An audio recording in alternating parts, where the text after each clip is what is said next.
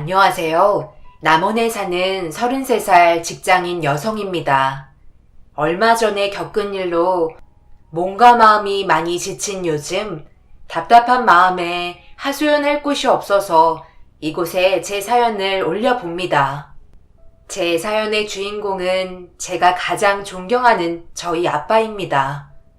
어릴 적 존경하는 사람이 누구냐고 물으면 위인을 대거나 유명한 사람들을 대는 친구들이 있는데 저는 한결같이 아빠의 이름을 대곤 했습니다. 제가 가장 사랑하고 존경하는 분은 저희 아빠예요. 엄마는 저를 낳고 돌아가셨고 엄마를 대신하여 홀로 저를 지금껏 돌봐주셨죠. 사람들은 저희 아빠를 두 가지로 나눠서 부릅니다. 미혼부와 연탄 배달 장수라 하더군요. 제가 어릴 적에는 동네에서 아빠에게 미혼부라는 꼬리표와 연탄 배달 김씨라는 별명을 붙여주며 그렇게 부르곤 했습니다. 친구들은 창피하지 않냐면서 나 같으면 쪽팔려서 아빠라고 부르지 못하겠다고 했지만 저는 한 번도 아빠를 창피해 해본 적이 없었어요. 오히려 혼자서 딸을 키워야 하는 상황에서 저를 반듯하게 키워주셨으니까 감사했죠. 아빠가 절 버리지 않고 혼자 힘으로 대학까지 보내주신 것이 너무나 대단하다고 생각했네요. 저희 아빠는 연탄 배달 일을 하며 저를 키워주셨는데 아침 새벽에 나가서 오후 5시쯤 항상 집에 옵니다. 일이 끝나면 어김없이 동네 목욕탕에 가셔서 자신의 몸에 묻은 검은 얼룩들을 말끔히 지우고 제가 기다리고 있는 집으로 오곤 하셨어요.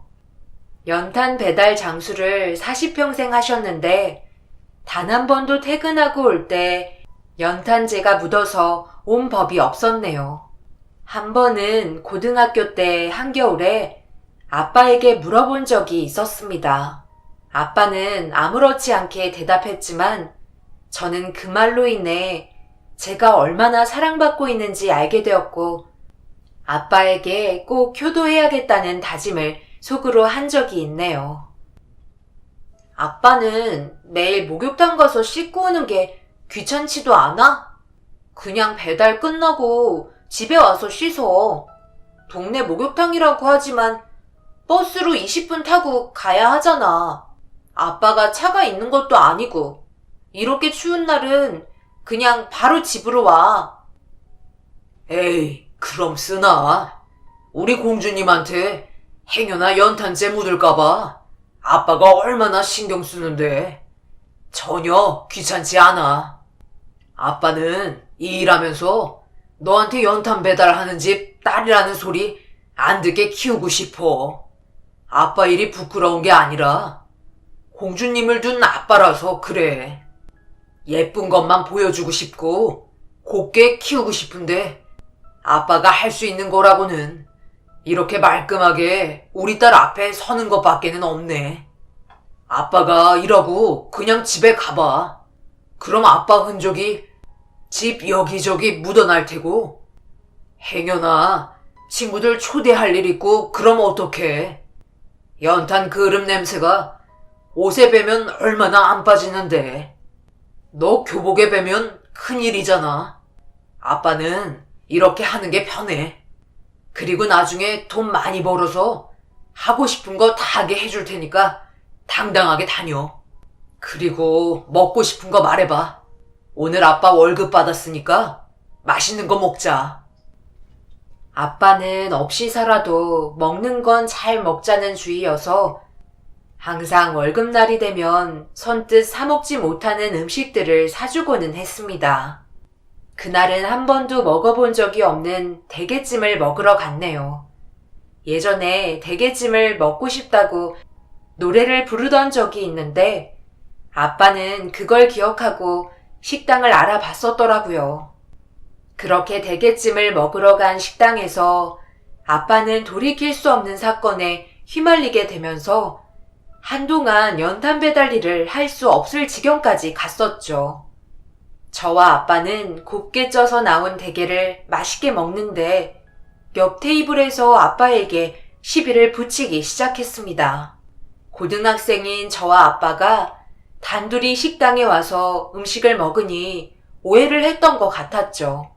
부모와 딸로 안 보인다며 말도 안 되는 시비를 걸기 시작했네요. 아저씨, 능력 좋습니다. 나도 알려줘봐요.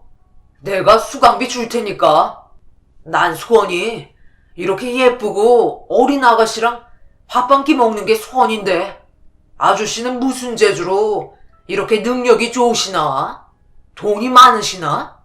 그럼 무료로 알려주든가. 많이 취하셨나 보네. 내 딸입니다. 어디 봐서 그런 막말을 해요? 좋은 음식 먹고 행패 부리지 말고 그냥 맛있게 먹고 가시는 게 좋겠네요. 더 이상 우리한테 말 걸면 신고할 테니까 그런 줄 알아요.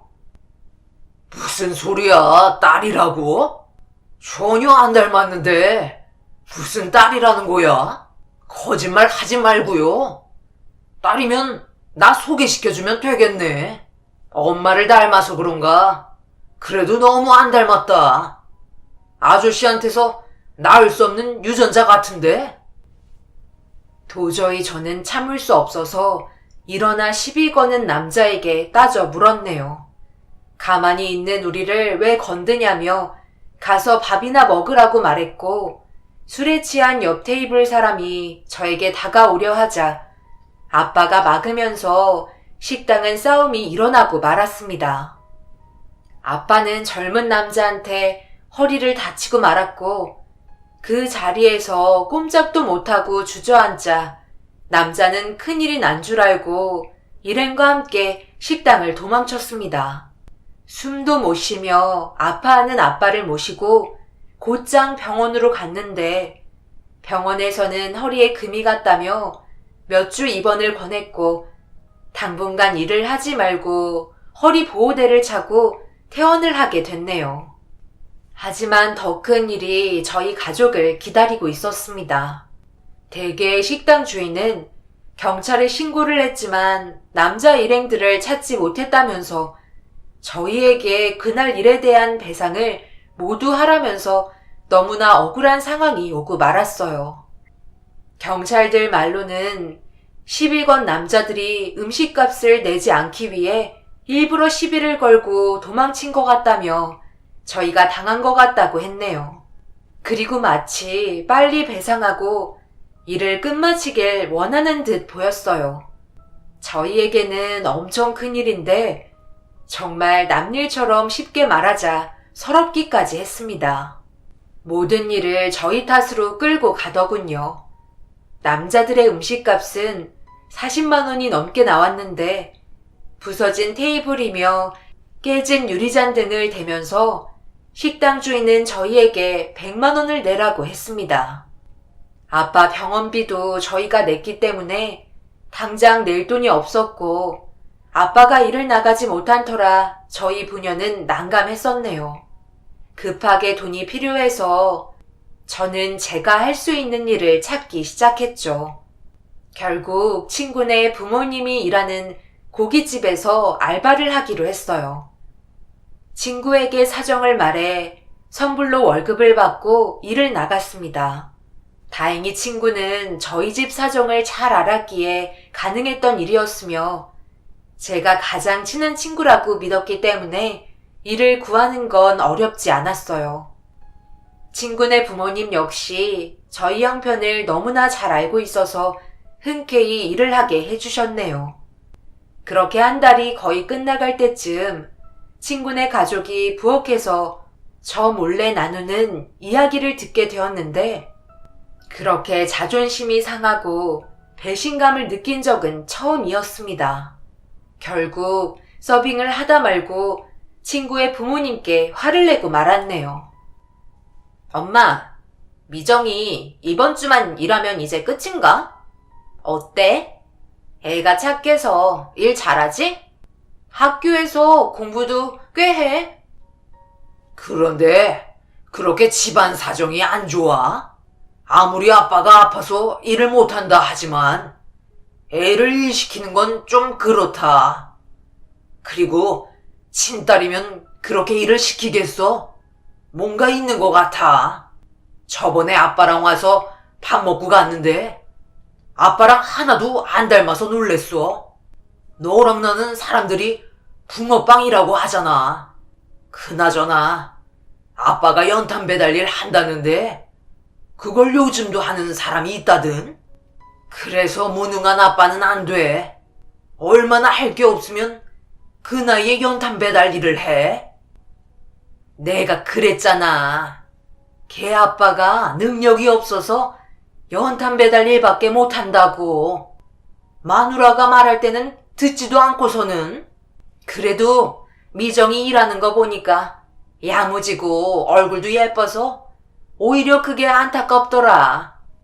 공부도 잘한다며? 그 형편에 대학이나 보낼 수 있대.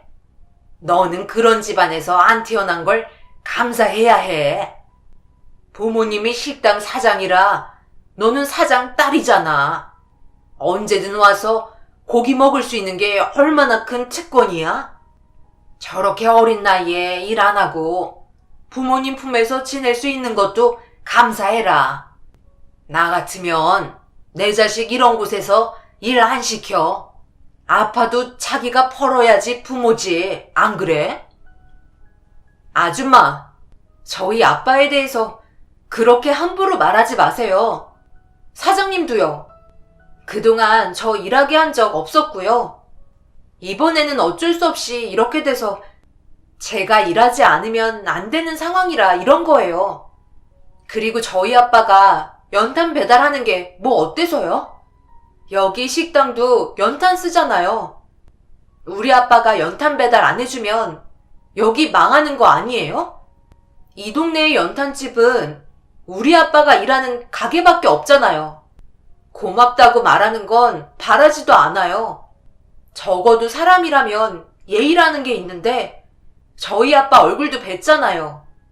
같이 술도 한 잔씩 주고 받으셨으면서. 그런데 이렇게 뒤에서 험담하고 싶으세요? 저는 고깃집 사장보다 제 아빠 딸로 태어난 게 훨씬 좋네요. 이렇게 내뱉고는 곧바로 후회했지만 말은 도로 주워 담을 수 없어서 철판을 깔고 웃으며 일을 마저 했네요. 이미 월급은 선불로 받은 터라 제가 일을 하지 않으면 안 됐기 때문이죠. 그리고 아빠가 일을 할 수 있을 때까지 이곳에서 일을 할 계획이어서 저는 다음날 친구 어머니한테 가서 사과를 드리고 없던 일로 하며 다시 일을 했습니다. 퇴근을 하며 집으로 가는데 세상 참 서러웠네요. 그날 친구한테도 너희 부모님께 대들어 미안하다고 말했어요. 당연히 괜찮다는 말이나 자기도 험담을 해서 미안하다는 말이 나올 줄 알았습니다. 그런데 친구는 오히려 저에게는 미안하다는 말 없이 네가 잘못했다는 말을 하면서 저를 다시 봤다는 말을 했네요. 그런 말을 듣자 속으로 간신히 억울함을 참아냈습니다. 그렇게 3달 정도 일을 하고 아빠는 다시 몸이 회복되어서 일을 나가실 수 있었어요. 저는 고3이어서 공부에 매진했고 간호대학교에 합격이 됐네요. 지방대학교였지만 국립이고 장학금을 받으면서 기숙사 생활을 하기로 해서 크게 돈이 들지는 않았어요. 아빠는 저와 앞으로 떨어져 있어야 하는 시간들이 많음을 직감하셨는지 서운해하며 눈물을 처음으로 보이시고 말았습니다. 그 모습에 너무 놀라서 아빠에게 왜 우냐고 물었는데 아빠는 놀랄 수밖에 없는 말을 저에게 해주셨네요. 아빠, 나 어디 이민가? 생전 눈물 한 번 보이지 않는 사람이 왜 울고 그래? 아빠 이러면 내가 마음 편히 가겠어? 아빠가 참 주책이다. 기뻐서 그러지. 네가 태견스러워서. 엄마 없이 잘 자라줘서 고맙다. 엄마가 너 낳고 그렇게 세상 떠나서 정말 막막했는데 남들은 너를 고아원에 보내라 보육원에 맡겨서 키워라 이랬는데 차마 그렇게 못했어. 남자 혼자서 어떻게 딸을 키우냐면서 다들 말렸지. 할아버지 할머니가 있는 것도 아니고 너랑 나만 유일한 가족인데 지금은 어려서 괜찮다지만 크면 딸 키우는 게 힘들 거라고 주변에서 난리도 아니게 말렸다. 그런데 우리 딸이 지금도 예쁘지만 아기 때는 더 예뻤거든. 그렇게 맑은 눈으로 나를 보는데 어떻게 너랑 떨어지니? 아빠는 그때 선택이 참 잘한 것 같다. 난 정말 한 게 없어. 우리 딸이 이렇게 스스로 커준 거지. 엄마가 함께 있었으면 정말 기뻐했을 거다. 그리고 이거 받아라. 아빠가 비록 없이 살고 물려줄 것 하나 없지만 이거 하나 보고 너 키웠어. 언젠가는 너에게 이 통장 줄 날을 떠올리며 버티고 버틴 거야. 우리 딸 이거 받고 웃는 얼굴 보려고. 3천만 원 조금 넘더라. 대학 가면 내가 주려고 한 거니까 받아. 이건 네 돈이야. 너 하고 싶은 거 해라. 아빠가 그랬잖아. 조금만 참으면 너 하고 싶은 거 다 해준다고. 아빠는 뜻밖의 선물을 저에게 주셨는데 저는 처음에는 받지 않았습니다. 하지만 생각해보니 받지 않는 것도 아빠에 대한 예의가 아닌 것 같아서 이 돈을 받았네요. 그렇게 대학 생활을 하면서 아빠와 처음으로 떨어져 살게 되면서 친구와 학교로 인해 아빠를 찾는 걸 소홀히 했고 집에 가는 일이 줄어들긴 하더군요. 그렇게 졸업을 하고 곧바로 대학병원에 취업을 하게 되면서 간호사로서 일을 하게 되었습니다. 하루는 주말에 아빠가 전화를 걸어 엄마 산소에 다녀오자는 말을 하시며 간호사복을 챙겨갈 수 있냐는 말을 하더군요. 당연히 된다고 했고 간호사복을 챙겨 엄마 산소에 가게 되었습니다. 엄마가 살아계셨으면 정말 좋아했겠다. 근데 아빠, 왜 나한테 간호사복 입고 산소 가자고 그런 거야? 간호사 때도 이런 적 없었잖아. 실습할 때도 별말 없더니 갑자기 이야기 꺼내서 조금 당황하긴 했어. 이제 너도 애도 아니고 어느 정도 이해할 나이가 된 것 같아서. 어쨌든 네 엄마가 간호사가 꿈이었어. 간호사 시험 보고 합격 통지서 받고 얼마나 기뻐했는지 몰라. 그 모습이 아직도 내 눈에 선하다. 정말 천사가 따로 없었다. 그런데 합격 소식 받고 너 임신한 걸 알게 됐어. 당장이라도 간호사로 병원에서 일할 수 있었는데 엄마가 너 낳고도 충분히 할 수 있다면서 널 품었지. 그런데 그렇게 원하던 간호사복 한 번 입어보지 못하고 그렇게 허망하게 세상을 떠날 줄이야. 네가 엄마 딸이 맞긴 맞나 보다. 이렇게 간호사 되어서 엄마 소원 풀어주는 거 보니. 아빠는 슬프다며 엄마 이야기를 못하게 했었고 본인도 잘 안 꺼냈는데 그날따라 이상하게 엄마에 대한 추억들을 끄집어내며 저에게 하나둘 이야기해 주더군요. 얼굴 한번 본 적 없는 엄마여서 그런지 아빠의 이야기가 동화를 듣는 것처럼 조금은 멀게 다가왔습니다. 아빠는 한동안 엄마의 산소 앞에서 이런저런 이야기를 하며 옛 추억에 빠지셨는데 좀 더 많은 시간을 가지시라고 자리를 피해 주었네요. 1시간 정도 흘렀을까 해가 지려고 하자 아빠에게 가자고 하려고 산소로 올라갔는데 아빠가 엄마 산소 앞에서 이상한 말을 하기 시작했고 그 말을 뒤에서 조용히 듣고 말았습니다.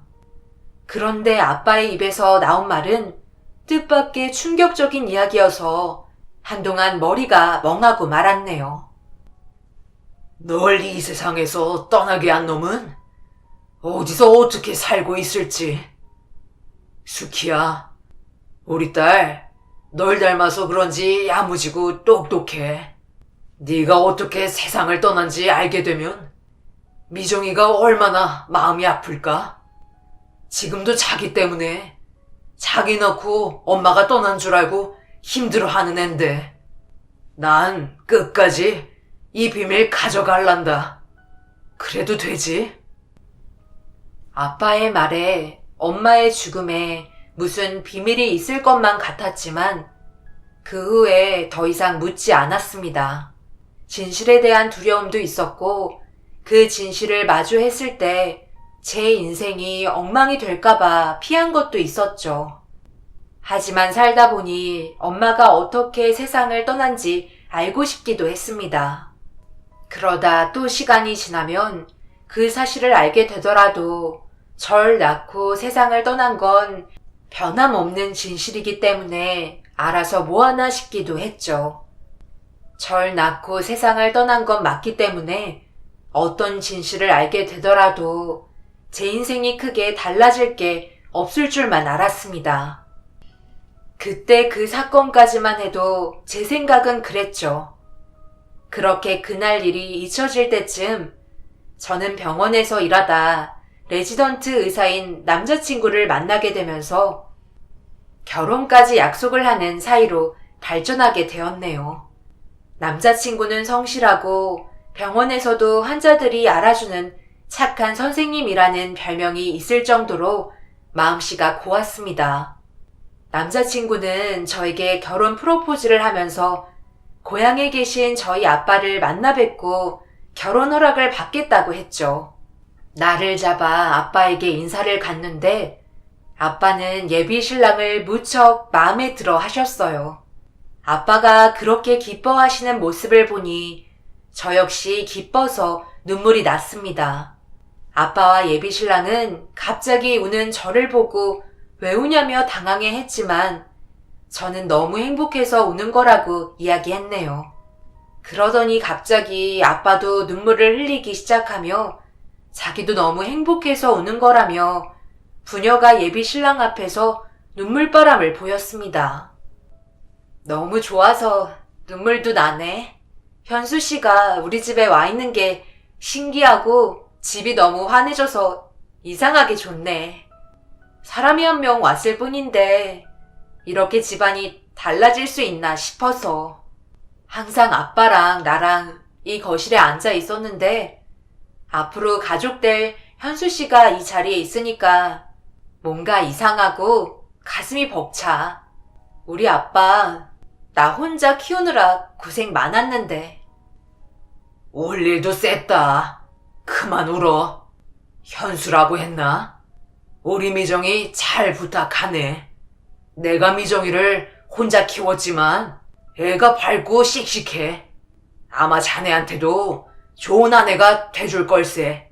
내 딸이라고 그러는 게 아니라 미정이는 분명 자네한테 잘할 거야. 걱정하지 마세요, 아버님. 저도 미정이한테 잘하겠습니다. 조만간 저희 집에도 인사드리고 결혼 날짜 잡으시죠. 저희 집에 먼저 인사를 드린 후 며칠 있다 예비 시댁으로 인사를 갔습니다. 예비 신랑의 첫째 형이 저와 동갑이며 3살 어린 예비 신랑이 동생이었죠. 남자들만 있는 집이라서 예비 시모는 저를 보며 반가워하셨어요. 형은 작년에 결혼을 했다며 이제는 둘째만 보내면 되는 찰나에 이렇게 색시를 데려왔다고 기뻐하셨네요. 형 내외는 부모님의 반대에 결혼을 한 거라 왕래가 없으셨고 그래서 그런지 시부는 둘째인 예비 신랑에 대한 각별한 사랑과 관심이 지나치다는 걸 느꼈습니다. 시모는 시부 몰래 큰형 내외와 자주 보는 사이인 것 같았네요. 제가 시댁에 간 날은 큰형 내외는 오지 않았고 시모만 저를 반기시며 시부는 저를 못마땅해 했습니다. 처음에는 제가 3살이나 많다는 이유에서 시작했지만 점점 이야기를 나누다 결국 제 아버지의 직업이 문제가 되면서 결혼은 없던 일로 하자는 이야기까지 나오게 되었네요. 같은 병원에서 근무한다고? 둘이 잘 만났네. 서로 결혼하면 출퇴근 같이 해도 되고, 신혼집도 병원이랑 가까운 곳으로 알아보면 딱 좋겠다. 우리 현수가 여자 한 번을 안 만나길래 내가 걱정이 많았는데, 이렇게 여자가 있다는 소리 듣고 얼마나 기뻤는지 몰라. 앞으로 잘 부탁하마. 그네들 내에도 소개해주면 좋겠는데, 당신이 워낙 고집을 부리니까 걔네들이 우리를 보러 안 오는 거 아니야. 언제 한번 집으로 부릅시다. 맛있는 저녁도 먹고 새아가도 소개시켜주고. 제가 더 잘 부탁드려요. 말 편히 하세요, 어머님. 이렇게 반겨주시니까 정말 너무 감사해요. 이거 저희 아버지가 지역에서만 나는 특산품이라며 보내주셨어요. 입에 맞으시면 또 보내주신다니까 말씀만 하세요. 벌써 결혼했어?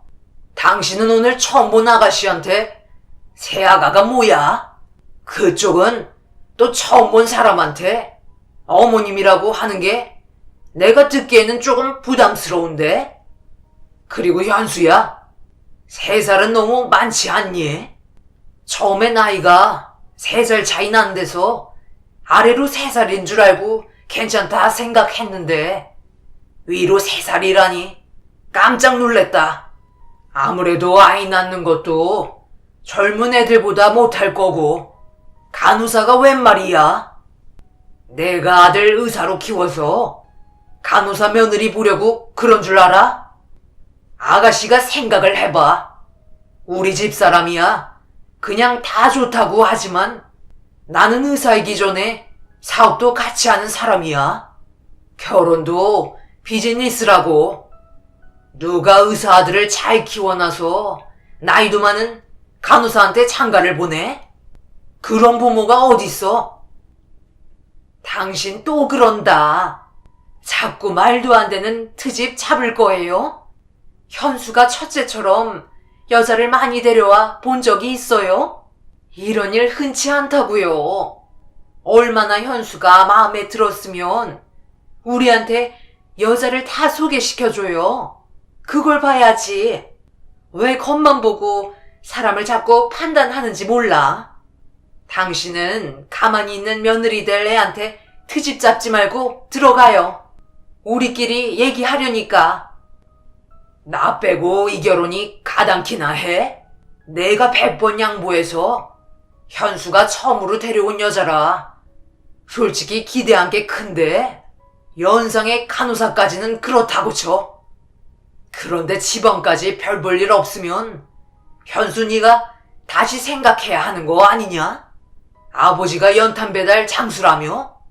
연탄 배달하는 집 따위가 의사 집안을 사돈으로 두는 게 웬 말이야. 절대 이 결혼 허락할 수 없어. 나는 결사 반대야. 아버지 좀 그만하세요. 아버지 시대 때야 의사가 벼슬이었겠죠. 그래서 의사인 아버지는 기고만장이실 수도 있는데요. 요즘은 의사가 벼슬도 아니에요. 저랑 미정이 5년을 만났어요. 그동안 정말 믿을 수 없을 정도로 사이 좋았고요. 단 한 번도 싸운 적 없이 잘 지냈다고요. 다른 사람이 제 곁에 있는 거 생각해 본 적도 없고 미정이 아니면 저 못 살아요. 아버지가 반대해도 저 이 결혼 할 거예요. 왜 자꾸 말도 안 되는 걸로 우기시는 거예요? 형한테도 그렇게 하셨으면 됐잖아요. 형수가 결혼도 전에 임신해서 형 따라 우리 집안에 시집 왔는데 뱃속의 태아가 아들 아니라고 내쫓으셨잖아요. 그렇게 말도 안 되는 억지로 형 가정에도 간섭하시더니 저까지 이렇게 힘들게 하실 거예요? 저도 형처럼 아버지 안 보고 살까요? 그러길 바라세요. 잘난 의사 아들 두면 뭐해요? 곁에 없는데 제 얼굴 보고 싶지 않으시면 그렇게 하시고요. 너 이애비한테 할 말이 고작 그런 소리야? 자식놈들 키워봤자 헛수고라는 말이 딱 나한테 하는 소리네.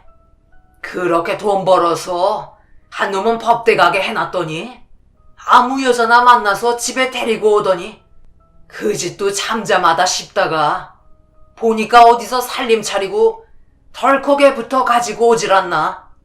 또 딴 놈은 말도 안 되는 여자를 아내로 삼는다고 하질 않나. 내가 돈 들여서 너희들 이런 꼴이나 보려고 그렇게 공부시킨 줄 알아?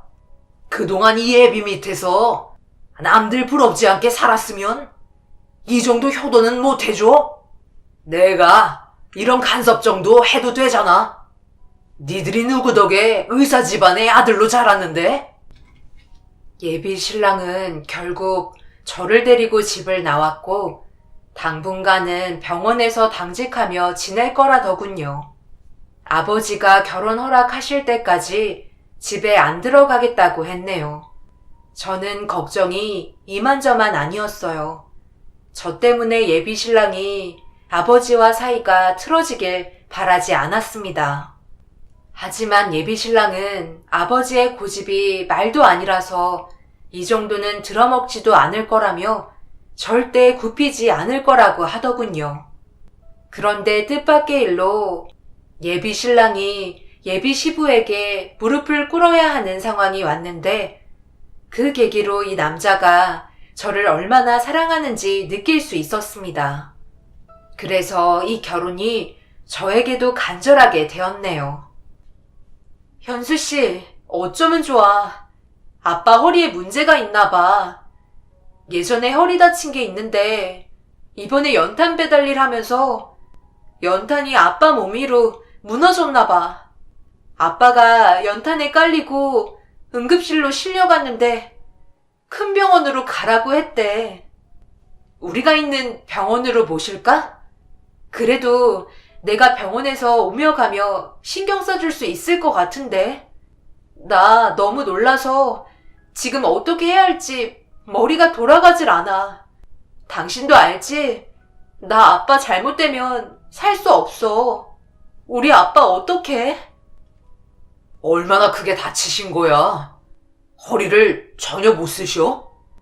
그럼 우선 아버지가 있는 병원으로 모시자. 허리 수술이나 디스크 관절 같은 건 우리 병원보다 아버지가 있는 병원이 잘 봐. 그리고 아버지가 성격은 그러셔도 그쪽 부분에서는 명의야. 자기도 알잖아. 아버지한테 수술 받고 싶어 하는 사람이 얼마나 많아. 내가 아버지한테 잘 말할 테니까 당신은 당장 병원부터 옮겨. 아버님이 수술해 주실까? 지금 예약해도 꽤 오래 걸릴 텐데. 그리고 우리 아빠라고 하면 절대 수술 안 해주실지도 몰라. 나만 믿고 우선 아버지 병원으로 모셔. 내가 다 생각이 있으니까. 알겠지? 당신한테 가족은 아버님 뿐이라며. 아버님만 생각해. 병원은 내가 알아서 할 테니까. 알겠지? 내가 어떻게 하든 너무 서운해하지 말고 아버님 치료만 신경 쓰자. 예비 신랑은 그날로 시부가 있는 병원에 가서 시부에게 무릎을 꿇고 사정을 했다고 합니다. 저희 아버지를 예비 장인이라며 말은 하지 않았네요. 가장 친한 친구 아버지라면서 수술을 급하게 해야 한다며 수술 허락을 받았다고 했네요. 그 대가로 더 이상 병원에서 지내지 않고 집으로 들어가겠다는 제안을 했다더군요. 하지만 아버님은 병원 원칙을 어길 수 없다며 거절하시자 결국 현수 씨는 저와의 결혼을 생각해 보겠다는 말로 시부의 마음을 달랜 후 겨우 아빠의 수술 날짜를 잡을 수 있게 되었네요. 수술을 하면서 시부는 환자가 저희 아빠라는 사실은 꿈에도 모른 채 수술을 진행해 주셨죠. 아빠는 6시간이나 되는 큰 수술을 무사히 마치셨고 입원을 하며 경과를 지켜보고 있었네요.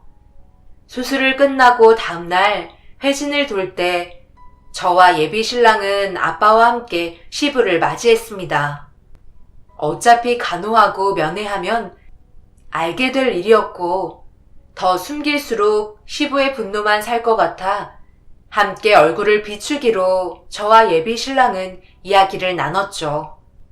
드디어 아빠의 침대를 가린 천막이 걷어지면서 시부의 해맑은 얼굴이 보였습니다. 시부는 저와 예비 신랑의 얼굴을 보고 놀라며 토끼 눈이 되었네요. 왜 니들이 여기에 있냐며 버럭 소리를 내며 저희를 번갈아 가며 보셨죠. 병원에 있어야 할 니들이 왜 우리 병원에 있는 거냐? 뭐야? 니들 지금 짜고 나를 속인 거야? 니들이 김정도 환자랑 무슨 관계이길래 여기에 있는 거야? 현수 너는 나한테 무릎까지 꿇으면서 미종이랑 만나는 거 생각해 본다며? 근데 이렇게 둘이 딱 붙어 있으면 뭐가 돼? 나를 속인 거냐? 이 환자분 현수 친구 아버지라며? 미정이가 제 친구이기도 하죠.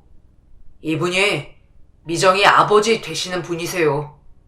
허리 수술이 급하게 들어가야 하는데 아버지한테 미정이 아버님 수술 해달라고 하면 없는 일을 만들어서라도 수술 안 하실 게 뻔해서 제가 먼저 선수 친 거예요.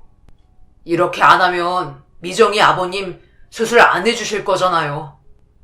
그리고 미정이와 결혼 생각만 해본댔지 안 하겠다고는 안 했습니다. 아버지한테 사실대로 말하지 못한 건 죄송해요. 니들이 감히 나를 가지고 놀아? 당장 이 환자 내보내요. 내가 지시했다고 하고 당장 퇴원수속 밟아. 감히 내가 누구라고 도둑 수술을 받아? 현수 너 여자 때문에 이 애비한테 이런 짓을 하는 거냐? 이 여자가 뭐라고? 그때 잠에서 깬 저희 아빠가 일어나면서 시부와 얼굴을 마주친 순간 시부는 아빠의 얼굴을 확인하자마자 그 자리에서 정신을 잃고 말았습니다. 예비 신랑은 시부를 업고 응급실로 내려갔고 아빠는 아픈 몸을 이끌고 시부를 잡아야 한다며 쫓아가려 하자 간신히 붙잡으며 안정을 취하게 했네요. 아빠는 진정이 안 되는지 숨을 거칠게 쉬며 시부의 이름을 대며 욕을 하기 시작했어요. 이런 아빠의 모습을 처음 봐서 조금 당황스러웠죠. 제가 시부에 대해 말하자 아빠는 제 손을 잡으며 이 결혼은 절대 해서는 안 된다며 제 손을 잡고 말리기 시작했네요. 우리 아버님 이름을 어떻게 알아요? 아빠 허리 수술해주신 분이 현수 씨 아버님이셔. 말하자면 긴데 현수 씨 아버님만 우리 결혼을 반대하시거든. 아무래도 내가 현수 씨에 비해 많이 부족하니까 그러시는 거겠지. 그런데 아빠가 갑자기 사고가 나서 허리 수술을 해야 하는 상황이라 현수 씨 아버님이 허리 수술을 정말 잘하시거든. 그래서 우리가 현수 씨 아버님께 숨기고 아빠 수술 시킨 거야. 아마 그 일 때문에 혈압이 올라가셨나 봐. 아직 결혼 허락하지 않으셔서 현수 씨 아버님한테 예비 장인 어른이라고 말하면 아버님이 수술을 안 하실 게 뻔해서. 당장 그 자식한테 날 데려다 줘라. 그 자식 면상을 올려야 내가 세상을 떠나도 두 눈을 감고 떠날 수 있을 것 같아. 미정아, 너 이 결혼 절대 안 된다. 현수가 아무리 착하고 좋은 남자라지만 그 애비가 저 사람이라면 절대 결혼 허락할 수 없어. 당장 여기서 나가자. 차라리 평생 허리 못 쓰고 못 걷는다고 해도 좋으니까 저 사람한테 치료 안 받을 거야. 저 사람이 네 엄마를 어떻게 했는데? 아무 죄 없는 네 엄마를 임신하게 하고 뱃속의 아들이 아니라는 이유로 너를 낳지 못하게 한 사람이야. 한밤중에 병원에서 뱃속에 있는 아이가 잘 있는지 검사한다면서? 네 엄마를 불러들여서 어떤 짓을 하려고 했는데? 그런 사람은 절대 용서 못한다. 내가 아픈 일이 있어도 저 사람을 절대 용서 못해. 어디서 살고 있는 줄은 알았는데 이렇게 떵떵거리며 잘 살고 있을 줄은 꿈에도 몰랐다. 그때 어떻게 해서든 벌을 받게 했어야 했는데 내가 생각이 짧았어. 아빠, 그게 무슨 말이에요? 내 친아빠가 현수 씨 아빠라고? 도대체 이게 무슨 말이에요? 그럼 아빠는? 언젠가는 내가 다 말하려고 했어. 네 엄마 산소 찾아간 날도 실은 너한테 아빠가 따로 있다는 말을 하려고 했는데 네 엄마는 너를 낳지 말라며 강요하는 그 작자를 피해 너 하나 살리자고 도망쳐 나온 거야. 그리고 나한테 와서 애 낳고 그렇게 불쌍하게 떠난 거다. 나는 네 아빠가 아니야.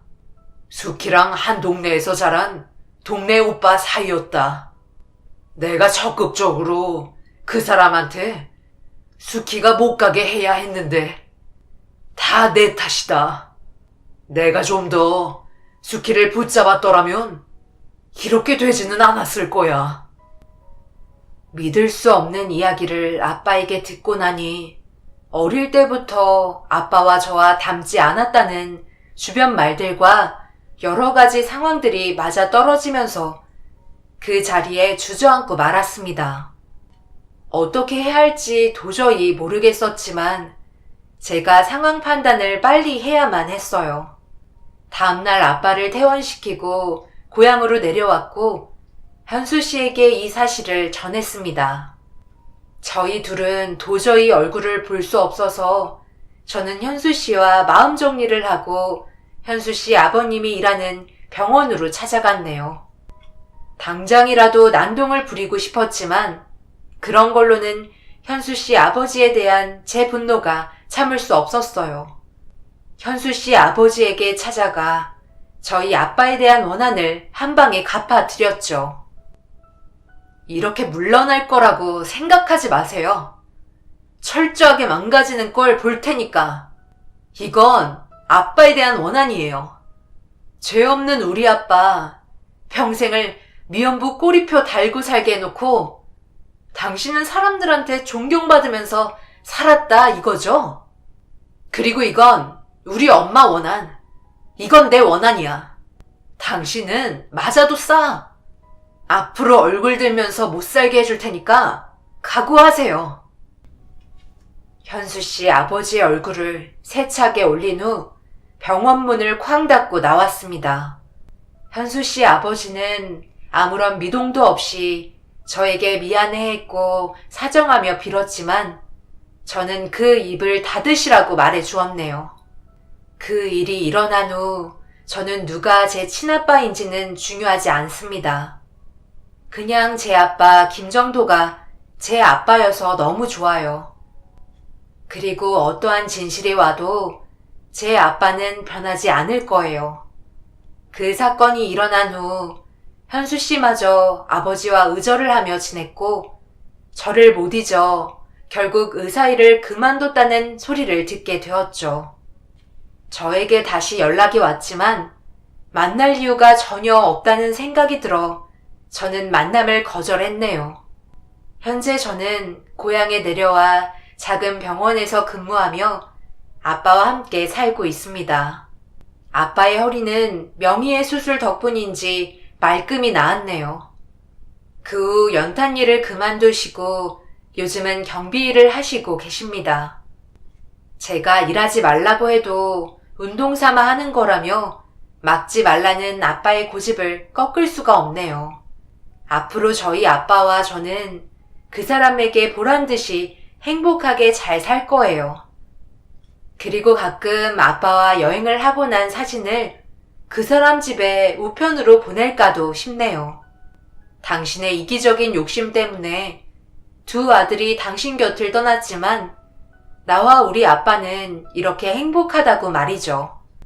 미움은 끝도 없지만 이 미움과 원망이 언제 사그라들지는 저도 모르겠습니다. 시간이 약일까요? 앞으로 제가 어떻게 해야 할지 여러분들께서 조언을 주시면 깊이 새겨 듣겠습니다. 긴 사연 읽어주셔서 감사합니다.